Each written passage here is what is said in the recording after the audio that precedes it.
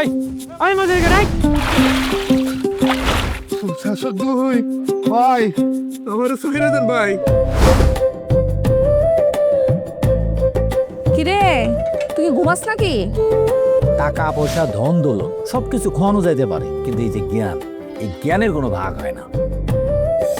আমি আর ভাবতে পারতাম না। যে বাজার করছো এই বাজার মনে হয় তোমার বিয়ের সময় তোমার বাপে করেনি। আমি কিন্তু বড় সুন্দরী মেরে বিয়া করব।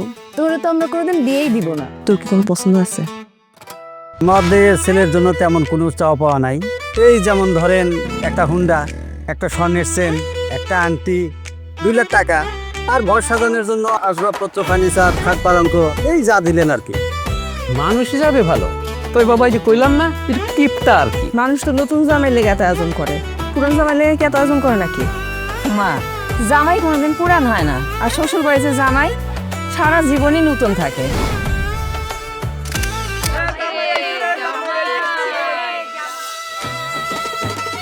আমার কিন্তু আসলেই অনেক বুদ্ধি। তাইলে তো আমার মনে হয় আমার সাথে বুদ্ধির খেলায় টিকে যাবে। পারবেন আমার সাথে বুদ্ধির খেলায়? এই যে মানুষজন এত স্বাধীনতা প্রশংসা করে, প্রশংসা করতে করতে গলা শুকায় যায়, যথেষ্ট না? ঘরেও লাগবো।